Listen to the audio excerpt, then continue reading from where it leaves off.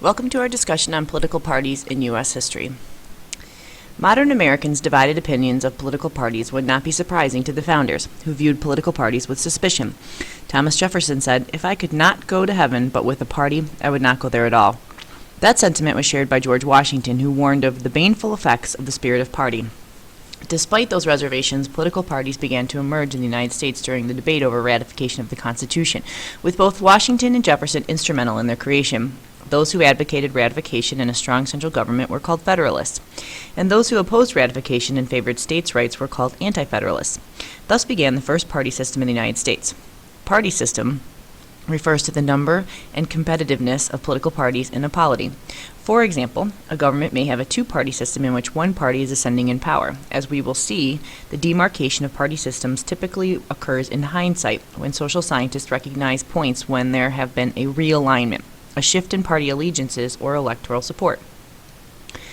Although these shifting allegiances have played a pivotal role in shaping the context of politics since the country's early days, the founders generally believed that parties threatened the stability of the fledgling democracy.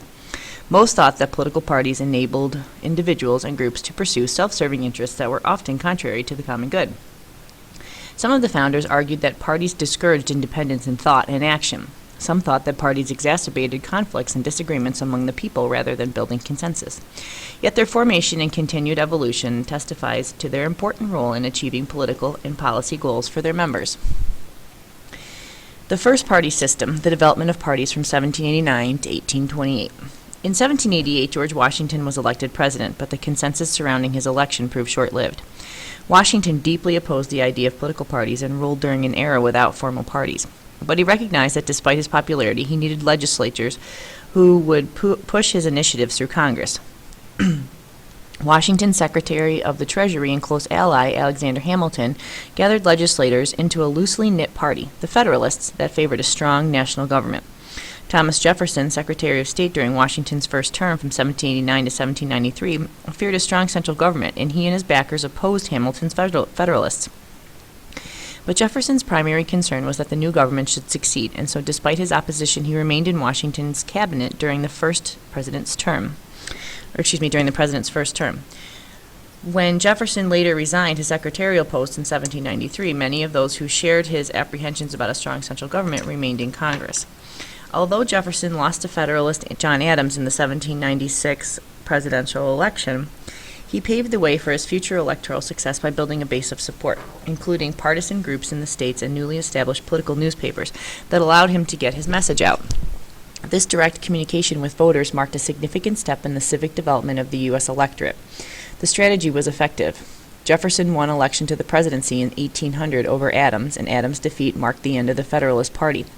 Jefferson was reelected in 1804, and both of his elections demonstrated the important function that political parties would play in elections. His supporters became known as the Jeffersonian Republicans, later Democratic Republicans. The modern descendants of the Democratic Republicans today are called Democrats. The Jeffersonian Republicans' effective campaign tactics of communicating with voters, along with the absence of well-organized opposition, resulted in their continued dominance from 1815 to 1828. Historians called those years the era of good feelings, largely because of the widespread popular support for Democratic Republican President James Madison, 1809 to 1817, James Monroe, 1817 to 1825, and John Quincy Adams, 1825 to 1829. The second party system, the Democrats' rise to power, 1828 to 1860. By 1828, some dissension among the Jeffersonian Republicans was becoming apparent. Members of the party included the charismatic military general and politician Andrew Jackson of Tennessee, chafed at the elitism of the party in the era.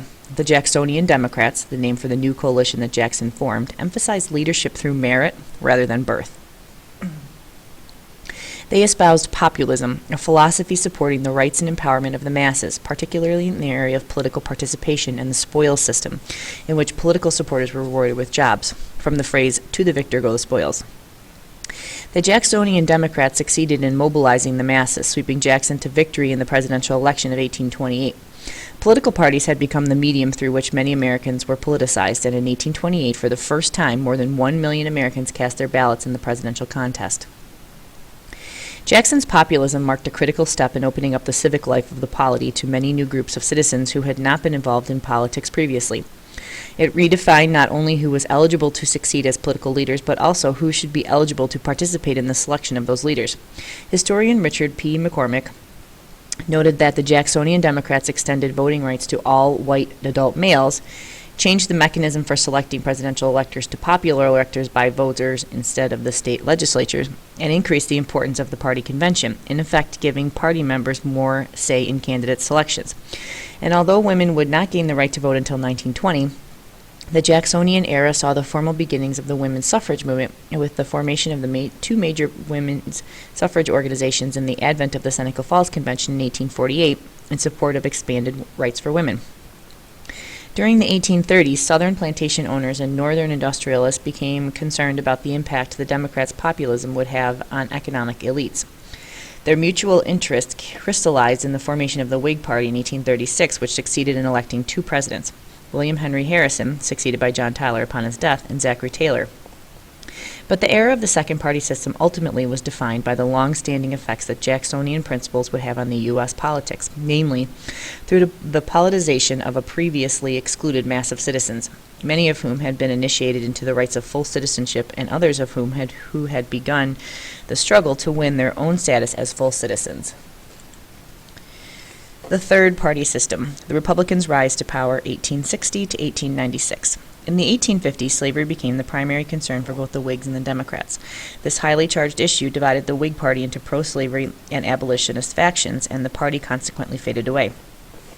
In its place, a new anti-slavery party, the Republican, also called the Grand Old Party or GOP, took shape in 1854 and gained the support of abolitionist Whigs and Northern Democrats. The victory of the Republican presidential nominee, Abraham Lincoln, in the election of 1860 marked the beginning of a period of dominance of the anti-slavery Republicans, which continued even after the Civil War. During this time, the Republican Party enjoyed strong support from the newly franchised African American voters. Although many African Americans in the South were prevented from exercising their right to vote through threats, intimidation, and tactics such as the white primary, African Americans in the North widely voted Republican. They would remain strong supporters of the party of Lincoln for decades. During this time, political parties grew very strong and political machines came to dominate the political landscape. A political machine was both a corrupt and a useful organization that dominated politics around the turn of the 20th century, particularly in cities. Each political machine was headed by a boss, whose power rested on a system of patronage. A party leader used patronage as a device to reward political supporters, rather than individuals who might demonstrate greater merit or particular competence with jobs or government contracts. In exchange, those receiving patronage would vote for the party and might be expected to volunteer on a campaign or kick back some of their wages to the party.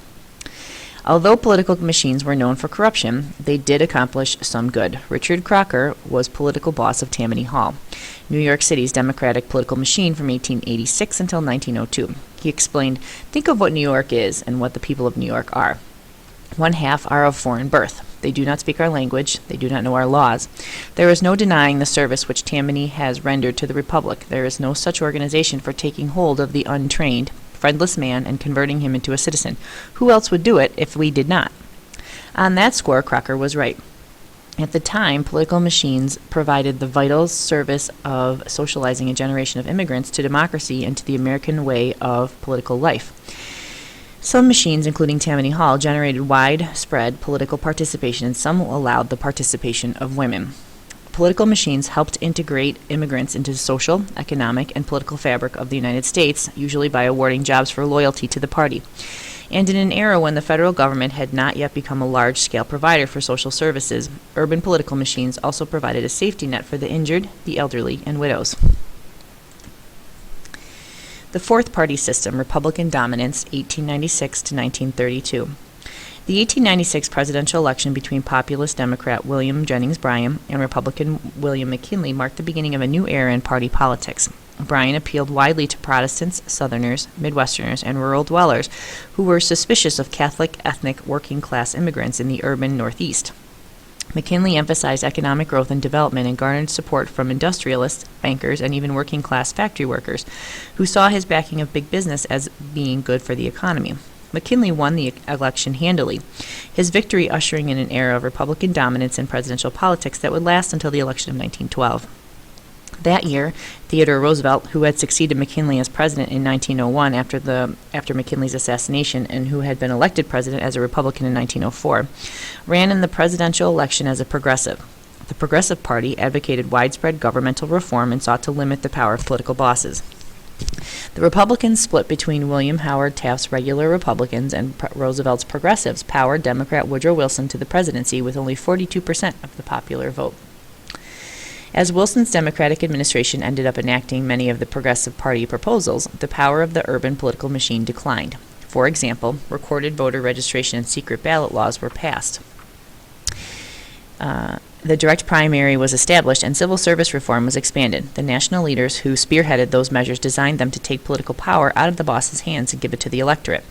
After Wilson's 2 terms, the Republicans continued to enjoy the support of business elites and the industrial working class. They also benefited from the backing of the many African Americans in the northern cities who continued to support the party of Lincoln and of women voters, many of whom had been activists in the progressive movement. With this widespread and diverse support, the Republicans retained control of the presidency through the 1920s. The fifth party system, Democratic dominance, 1932 to 1968. When the stock market crashed in 1929, the economy entered the deep downturn that history remembers as the Great Depression. In the election of 1932, a broad constituency responded to the calls of Democratic candidate FDR for an increased governmental role in promoting the public welfare. Roosevelt pressed tirelessly for a New Deal for all Americans, a broad program in which the government would bear the responsibility of providing a safety net to protect the most disadvantaged members of society. A new alignment among American voters swept FDR into presidential office. In fact, the New Deal Coalition, the name for the voting bloc comprising traditional Southern Democrats, northern city dwellers, especially immigrants and poor, Catholics, unionized and blue-collar workers, African Americans and women, would give Roosevelt the presidency an unprecedented 4 times. The era of the fifth party system significantly opened up party politics and civic activity to a widening spectrum of Americans. Notably for African Americans and women, Franklin Roosevelt's election marked the first time that they had been actively courted by political parties and their new political activism, particularly in the form of voting and political party activities, left them feeling they had a voice in their government.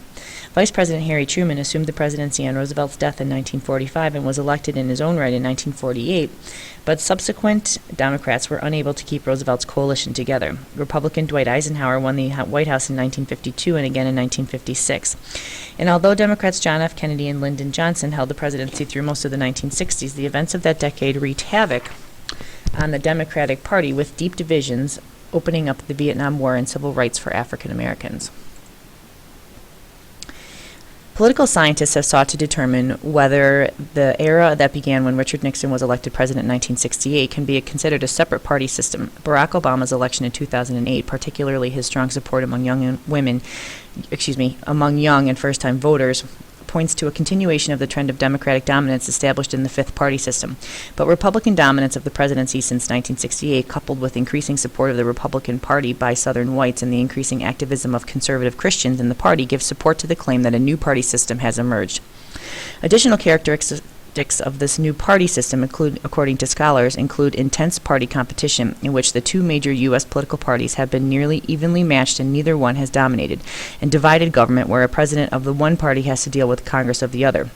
This fierce partisanship competitiveness is clearly apparent in the outcomes of recent national elections. In particular, the 2000 presidential campaign demonstrated the ferocious rivalry of the 2 parties, with a presidential election so close that the outcome was in question for weeks after the voting had ended.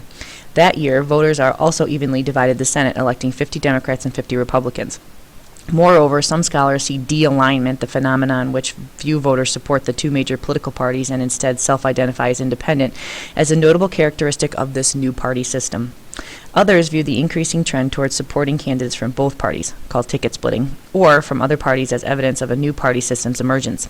The period since 1968 has been characterized by the growing importance of candidate-centered politics. The rise of candidate committees, organizations that candidates form to support their individual election as opposed to the party state's slate of candidates, is one reflection of how politics has increasingly become candidate-centered. They raise and spend money, organize campaigns, and attempt to mobilize voters. One impact of their enhanced influence has been that elected officials, particularly members of Congress, are less indebted to their parties than in previous eras, and thus sometimes demonstrate less loyalty when voting on the bills in the legislature.